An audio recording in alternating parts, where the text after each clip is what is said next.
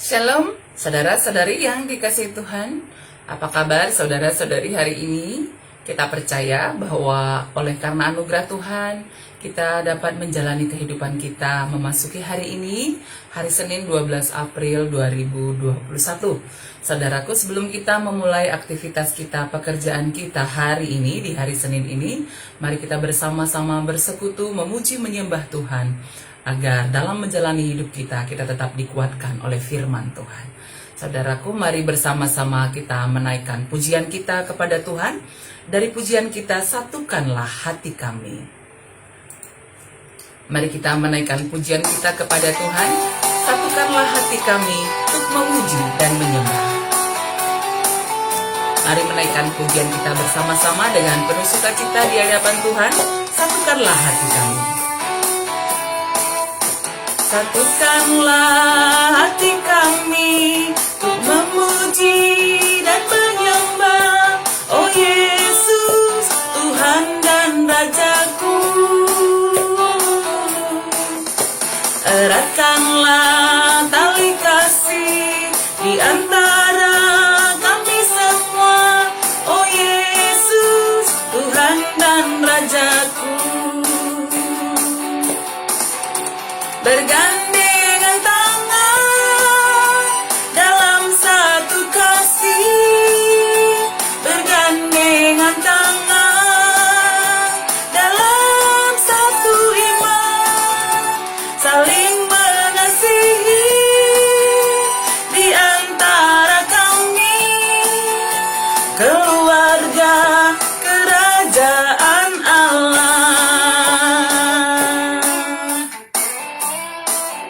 Satukanlah hati kami untuk memuji dan menyembah, oh Yesus, Tuhan dan Rajaku. Saudaraku, mari bersama-sama kita menaikkan pujian kita. Satukanlah hati kami. Satukanlah hati kami untuk memuji dan menyembah, oh Yesus, Tuhan dan Rajaku.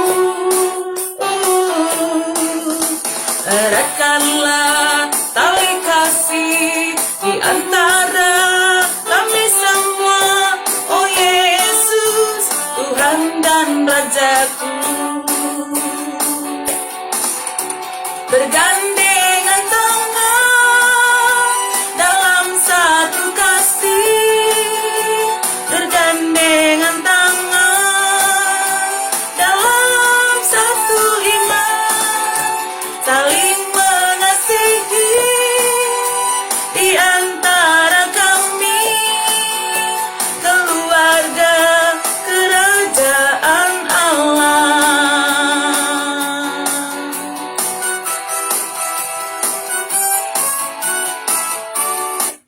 Mari kita berdoa.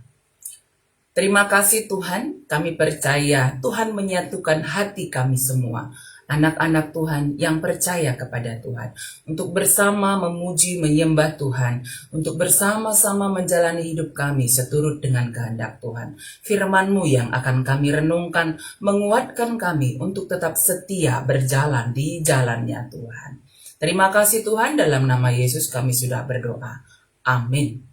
Saudara-saudari yang dikasihi Tuhan, mari membuka kitab kita, ayat renungan harian kita dari Filipi pasal yang kedua. Filipi pasal yang kedua, ayat yang ke-8. Mari bersama kita membacakannya. Dan dalam keadaan sebagai manusia, ia telah merendahkan dirinya dan taat sampai mati, bahkan sampai mati di kayu salib. Saudara-saudari yang dikasihi oleh Tuhan, dalam kehidupan kita bersama dengan orang lain, baik di tengah keluarga, demikian juga dalam persekutuan kita bersama, penting sekali adanya kesatuan hati di antara kita, agar tidak terjadi perpecahan.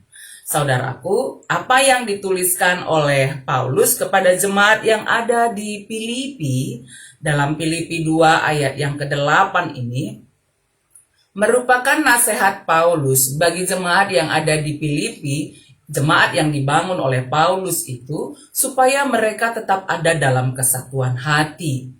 Dan untuk itu, Paulus menasehatkan agar orang-orang yang percaya kepada Tuhan meneladani hidup Kristus. Saudaraku, apa yang disampaikan oleh Paulus kepada jemaat yang ada di Filipi, ia mendorong kita orang yang percaya meneladani Kristus dalam hal, ya, ketika Kristus mau menjadi manusia, kita dapat melihat bagaimana kerendahan hatinya. Ia mau merendahkan dirinya. Ia yang adalah seorang Allah mau mengosongkan diri menjadi manusia. Merendahkan dirinya. Ia adalah seorang Allah yang maha kuasa, yang berkuasa atas manusia. Dia mau merendahkan dirinya menjadi manusia itu. Agar apa? Agar ia dapat, ya, bersama-sama dengan manusia merasakan kehidupan seperti yang dirasakan oleh manusia.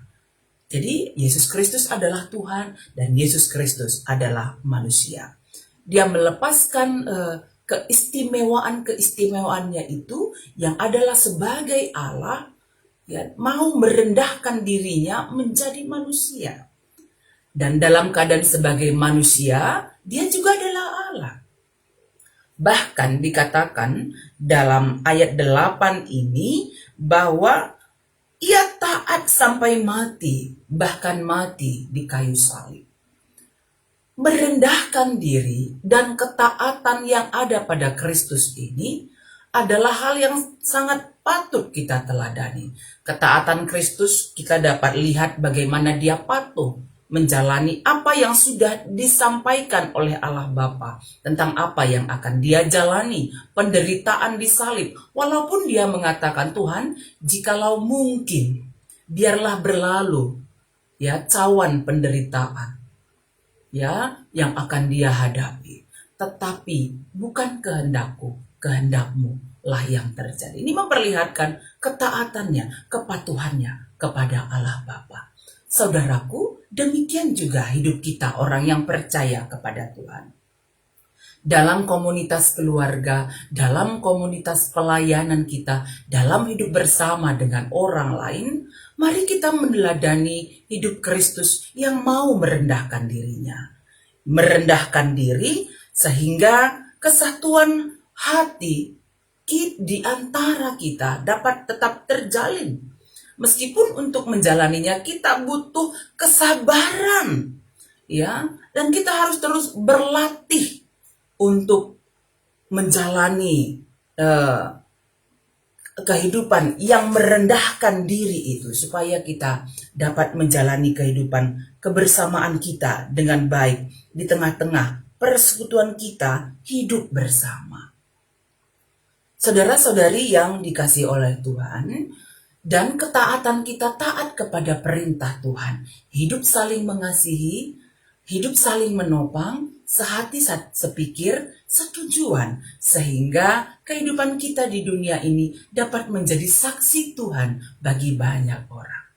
Karena itu, saudaraku, walau bagaimanapun tantangan hidup yang kita hadapi, pergumulan hidup yang kita sedang jalani, mari tetap taat kepada perintah Tuhan. Artinya menghadapi pergumulan itu pun dalam kekuatan Tuhan, sama seperti ketaatan Kristus dalam menjalani penderitaannya sesuai dengan kehendak Bapaknya. Sehingga melalui ketaatannya yang mati di kayu salib kita beroleh keselamatan.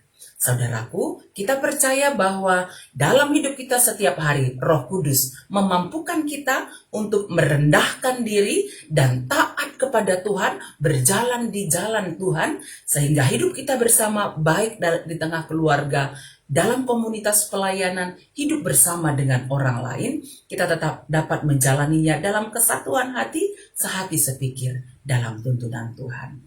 Mari kita bernyanyi memuji Tuhan, tiap langkahku diatur oleh Tuhan. Saudara-saudari yang dikasihi Tuhan, kita percaya bahwa dalam menjalani hidup kita setiap hari, Tuhan yang menuntun langkah kita, menuntun kita, memampukan kita untuk boleh saling merendahkan hati, sehingga kita dapat menjalani hidup kita dengan baik. Mari menaikkan pujian kita, tiap langkahku diatur oleh Tuhan.